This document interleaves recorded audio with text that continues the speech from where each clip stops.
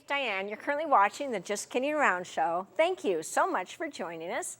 Each week, we like to bring in artisans from the community to introduce our home viewers to different crafts, hobbies, and talents.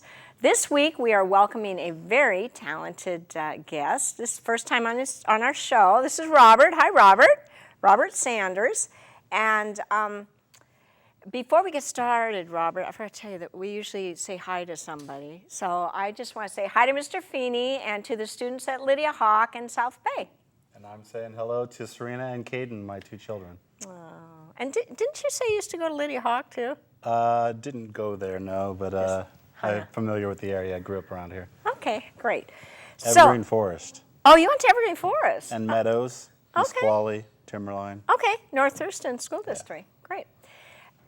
The instrument that Robert was playing when we opened was called a... It's called a didgeridoo by European people, but the Aborigines refer to it as a yidika, but there's 45 different words for the instrument, so depending on different territory that you're from, it can be pronounced completely different. But didgeridoo is the European phraseology. And isn't it considered to be the oldest instrument? Indeed, it is. Definitely by the Aborigines, it's considered to be the oldest. So about how old? Well, they say that their culture's been around since the beginning of time. So, wow. as far back as trees grew. And the instrument you were actually playing, was that made in? I do have an instrument that was made in Australia, and it's made of wood. But the one I started out with is made of PVC. Oh, did you make that yourself? Yes, I did. Wow. So you actually can make didgeridoos. Yes, I can. How did you ever get involved? What made you even hear? When did you first hear the sound? Okay, well, I'm going to start out by telling the story then. This didgeridoo that's in the middle is actually a steel pipe. And my first encounter with the didgeridoo was a small stint on Reading Rainbow. So I was probably about 10 years old, between 9 and 10 years old, and I'm just sitting on the couch at home watching Reading Rainbow, you know, butterfly in the sky. Yeah. And this little skit comes on, this little clip of an Aborigine man. He's walking through this dusty, like, shanty town, and there's this one house that has just one tree in this whole town on the edge of a forest, and there's a dingo tied up to a metal pole just outside this house, and the rope it's tied to is so short that it's outside of the shade from the tree. And this Aborigine man's walking down this dusty road, and he sees this dingo tied to a steel pole in the ground. So he pulls up the pipe, and dust pours out the end, and the dingo goes running off, and he sits under the tree with this steel pipe that he just pulled out of the ground and starts playing it. And that's my first encounter with the didgeridoo.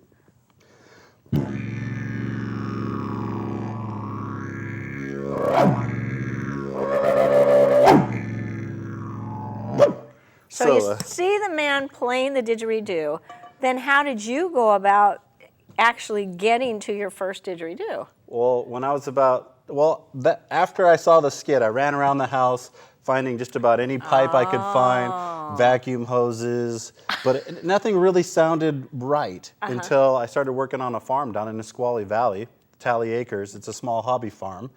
And this pipe was behind a woodshed, and it had been salvaged from the old Brown farm down in Nisqually Valley off the Nisqually Wildlife Refuge. Sure. So this pipe had water traveling through it for 60 or 70 years before I picked it up. And remembering from the Reading Rainbow skit about the steel pipes, I went grabbing all these different pipes and blowing in them, and this one had a little bell collar on it, and it was just the right length, and when I blew on it, the spider webs and dirt came out, and it sounded good. God. So I've been carrying around this same steel pipe, telling the same story for 20-something years. So what?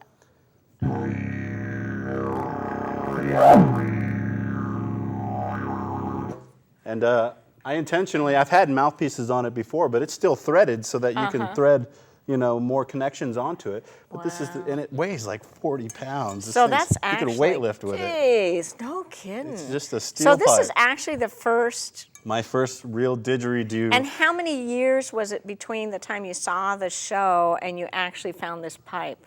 Less than a year. Oh, okay. Less than a year. So between 9.5 to 10.5, I was already grabbing it and playing So at it. about 10 and a half, Yeah, and I've been you playing were ever playing since. it. You probably were the youngest didgeridoo player I've ever heard of. Well, How did you know how to pick it up and make that sound happen? I actually just taught myself, and that's how originally all the young men of the Aborigine tribes, they just go on, it's like a rite of passage where they just go off into the woods and they teach themselves how to play. I mean, they're submerged in it because the yidaki or the didgeridoo is used within their cultural celebrations, like circumcisions, different ceremonies. It's actually a male phallic symbol. Oh, okay. Because the original, one of the mythological realize stories, that. one of Yeah. the original stories of the origin of the instrument is a man by the name of Yidaki had a kangaroo. He was out hunting and he had a kangaroo and he wanted a branch to like help him carry the animal, and he picked up this branch and it was covered in termites. They call them white ants.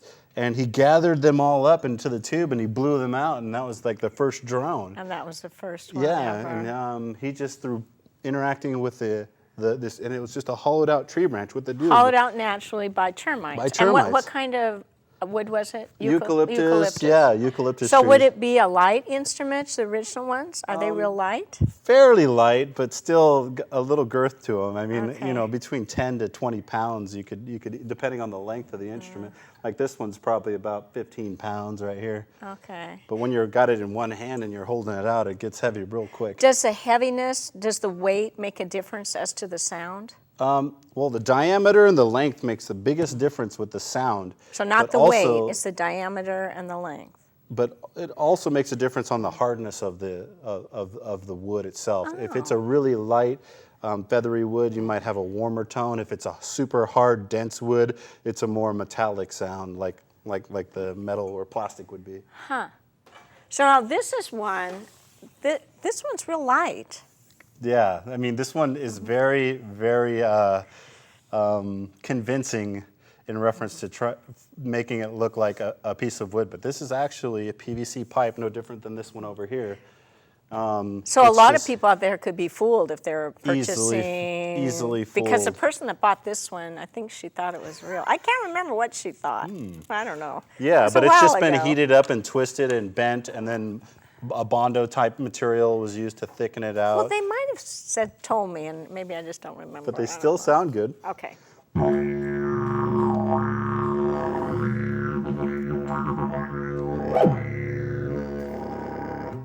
So each one has its own sound and personality. Indeed. I love the way that sounded, but I like It them all. does sound good. I also have one here. This is two different pipes that are inside of each other with a union, and it plays like a trombone. So you open it up, and it slides. You made this. I yourself. made this. Okay. And for $20, you can make two of them. Because man. these pipes come in 10-foot sections. So you could cut this down, and this union's only like $4 or $5, and it's like $4 or $5 for each stick. So for about $20, you could make two of these Wow. with a little bit of beeswax.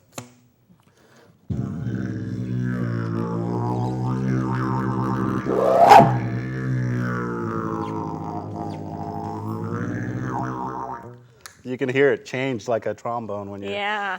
'Cause- So did you play other instruments? Do you No, play I the actually was not very. I mean, neither one of my parents played instruments. My first instrument was the didgeridoo, other than pots and pans with chopsticks. Wow.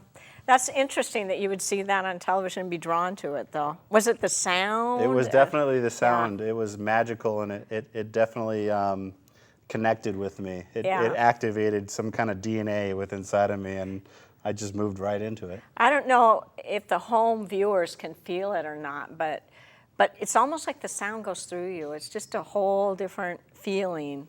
It really does for me penetrate. I anyway. mean, Yeah. there's people, that pay players to come play for them, and it penetrates tissue.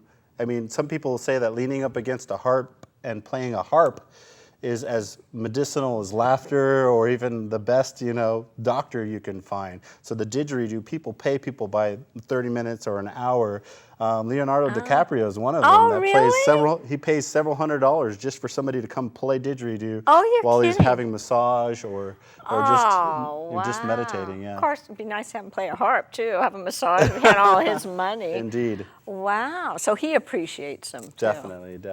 Yeah. But I actually have a poem that is that kind of hits on. I wrote this poem myself. Okay. And I call it "Feel the Vibrations," and it goes like this: Come feel my drone. Let it slice into your soul and make every bone a tuning fork, struck fresh, ringing strong and pure. Dance as I cleanse your being of all burdens. Join Dreamtime with me, emptying your cup so that it may be filled once again. Watch and learn these rhythmic waves of never-ending breaths. Now it's your turn. Send it back, then forward for all to heal. Digeridoo, a cannon of curing, a gun of grunts, a channel of chants. Hum, yelp, reverb, and relax. Wow. Now, that's beautiful. So the sound, when you said hum, drone, aren't those sounds, what are those sounds? Don't they imitate, aren't they like coyote yelps? Very much so.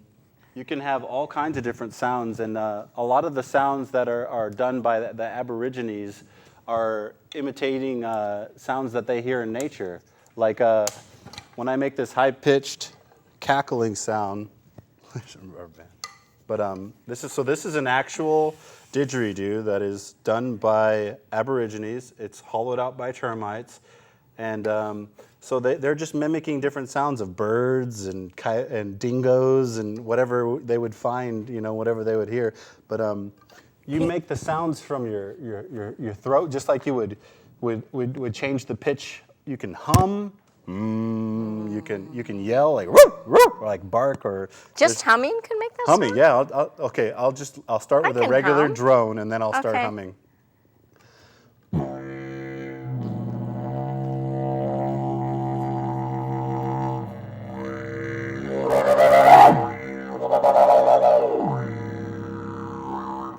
But you can hum, you can use your diaphragm and like do a belly laugh, and there's anything you can do with your voice. You can even just say a word. Like if I just say didgeridoo over and over again.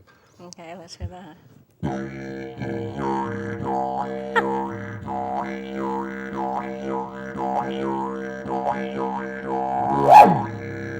But your lips aren't moving as much as it is down here? Is that it? Everything's moving. You have to have your lips completely vibrating the whole time to make all these sounds. Okay. And that's your bass tone or your drone. That's just, and the thing that most people are a little confused about is the first time they pick it up, they think it's a trumpet. So they tighten up their lips too tight, way too tight. Oh. I mean, just barely making contact with your lips and having airflow. They're real flappy, real loose is where you need to be, like this. If you can do that. But that's hard to do nonstop. Well, it's different when you put it. To find success, you have to have a functional instrument, and what the functional instrument does is it causes back pressure. Oh. So, if you've ever tried to breathe through a tube underwater, it's really difficult because there's pressure involved. So when you put your mouth on it slows it down. If it's got a lot of back pressure to it, the length and the diameter of the didgeridoo will create a back pressure, so it naturally will slow you down. Okay. The tube slows you down. Okay. And are you going to talk about on the end of the didgeridoo? Like, is there a wax? This is 100% beeswax right here. It's all cap beeswax. And do you put that on all the time, or? It usually is just the same, but you can heat it up and form it. Once you start playing, it gets soft, and you can just adjust it. Some people with smaller lips like a smaller opening. Oh, because see, that one's not real small, is I it? have larger lips. I can play with a huge gaping hole. Okay. So what is the point of that? The point of it is it's all to maximize like a good seal and a good area for your lips to move. you have to have just enough area for your lips to vibrate and smack against each other. So someone with bigger lips needs a larger area for their lips to seal and still vibrate. Okay. Someone with smaller lips has a smaller area so that you're not having to move your lips a lot to keep it going. So this orifice right here is the most important thing with the length and the diameter. A really large diameter instrument that's long takes a large column of air to keep moving. The tighter the diameter, and it makes a huge difference. So now, do you think that pipe that you first showed us, the first thing you ever played, do you think you can get as good a sound out of that as you can that actual? Some people prefer it. Really? It all comes down to, I think it's just as good. Actually, I think this one sounds better than this authentic didgeridoo. Really? But I lean toward the lower frequency sounds. Oh. So do you want to illustrate that, the different frequencies? Definitely. I think we have enough time to. This one, I'll show you this one really quick. Okay. This is actually just a, this is a aluminum tube that's used for holding fishing poles. And I just took the cap off of it and dremeled out a hole in the end. And that's all it is an aluminum tube that's used for fishing poles. Okay. But this has a little bit higher pitch than some of the other ones.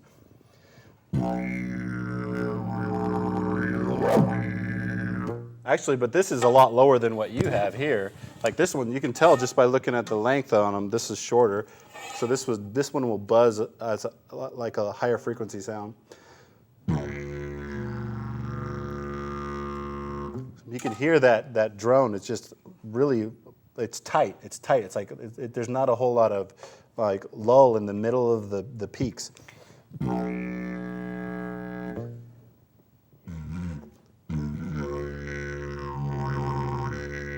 There's a really quick buzz, a slow buzz. Okay. You're quite the connoisseur. I'm not always hearing that, but so well, you can the lowest sound over there definitely tell when I'm tromboning things right here, and I'll not get up so big. Okay. Am I good still? I think so. So yeah. Oh yeah, that's deep.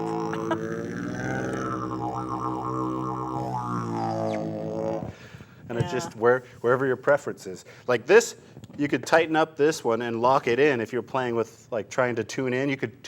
There's actual notes. Like this is a note, this is a note. Depending on where you have it, your terminal length is a note. And you could actually take a guitar tuner and find out what note you're playing at so that you can match other instruments. Oh. They play didgeridoos in symphony orchestras in London. Oh man. Yeah. Is that right? Well, we were talking about a group one time called the Wicked Tinker. Wicked Tinkers, and they play didgeridoos with bagpipes, and that's an interesting sound. Yeah. Is that getting more common to see those two instruments together? Because they're both so old, you know. A lot of people fancy that sound, yeah. Like that sound. It seems it's a good match. Okay. I play in a local percussion group, Planet Percussion, and I play my didge all the time with them. Okay. It's like they're calling on me more and more often now, even though they were exclusively a percussion band. But they want me playing every now and then with them. Have you ever been in a large group of didge players together? Not really. It's my occurrence, like actually playing with even just one other person is really rare for me. We got to get a didge group going, though. So you've been playing for 20 years then? I've been playing for 20 years off and on. Yeah, there must be other didge players out there. That'd be wonderful to have a group. And weren't you saying that to play in areas like stairwells and... Yeah, the acoustics make a really big difference. I was just going to show you one quick thing on how to practice circular breathing. 1 second, I'm going to grab a water bottle. I think we have about 5 minutes, maybe. Okay. Oh, now I got 2 mics. What is it?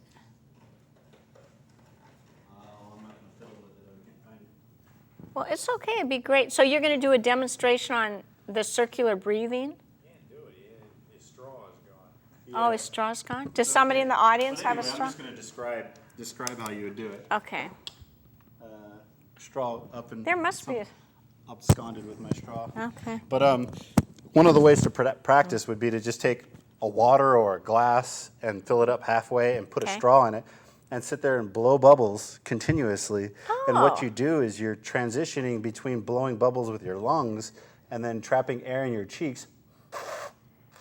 And you're using your cheeks to blow bubbles while you snap air in through your nose.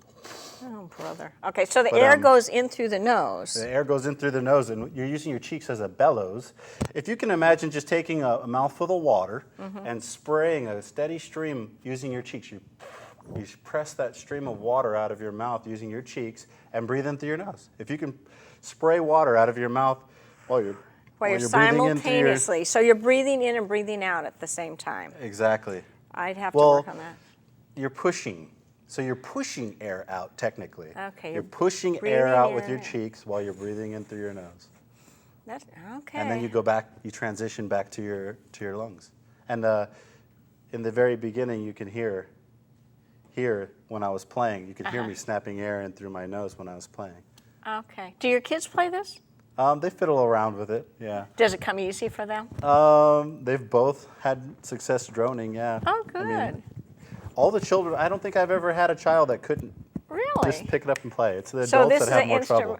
Oh, really? Yeah. So, if you have kids at home or if you're watching, that might be something. And if a kid is watching and they want to get started and they don't have access to a pipe like you did, what around the house could they maybe find? A really inexpensive starter didgeridoo that you can get at a local sporting goods store is those little sleeves that go inside of a golf bag that hold the clubs. Are they black? They're black little sleeves, but the child's lips are small and the tube is pretty small. But they can start out practicing like that, or you can get them a smaller diameter PVC and make one with beeswax. Okay. I mean, it's super simple.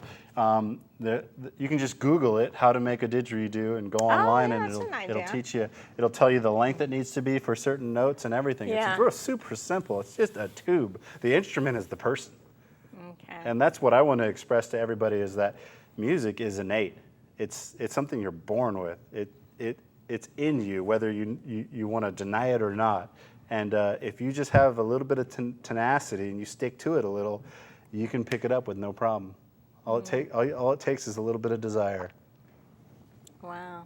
And so how do you feel when you play it? Does it relax you, or does it get you high? I mean, I don't know. It's a sense of euphoria, because once you start getting into a rhythm and you're playing, it vibrates your sinuses and all the way up into it vibrates your brain, your whole body. And if you're stuffed up, it'll actually free up mucus. Really? It makes you feel better. It makes you feel good. And when you get into a rhythm and you get the circular breathing down, it is definitely a healing thing for the people around you. I would imagine, because just breathing in that much, that often. But how long do you usually play it when you play? It all depends on your mood. Can you play an hour? Oh yeah, you can You easily play an hour You can nonstop? easily play an hour. Oh, okay. Yeah. Okay. Well, do you want to do? We could end. Do you want to end now, and we could end with you giving a little concert?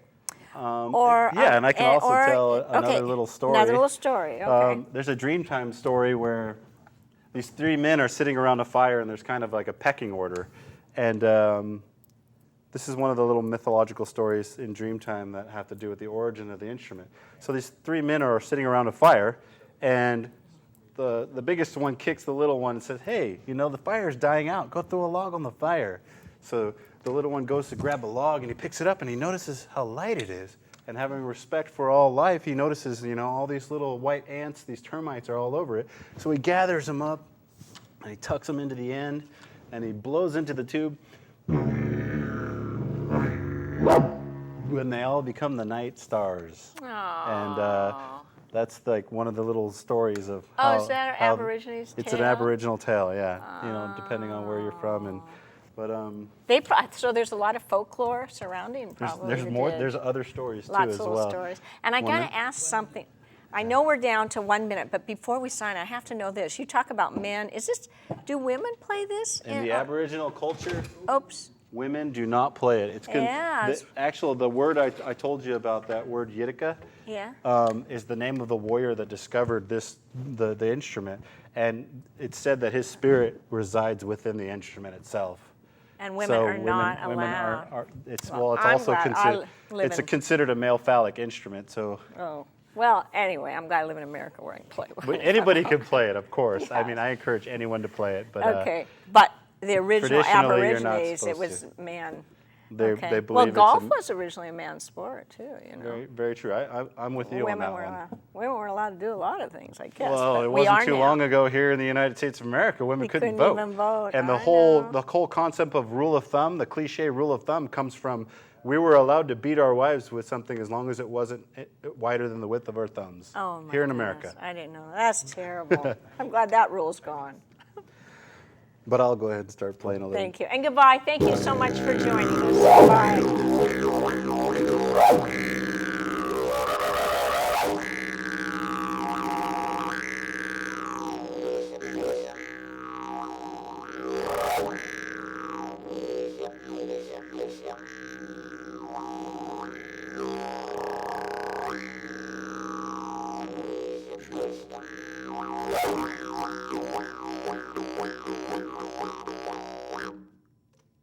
That's wonderful. Thank you. Some people, there's a more contemporary way, but some people beatbox into it.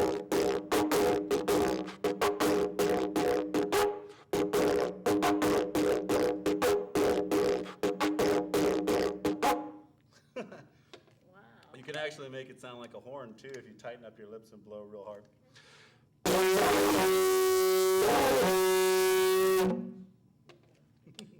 You want to keep making sounds as we close out? Sure, no I think problem. I'll behind the credits.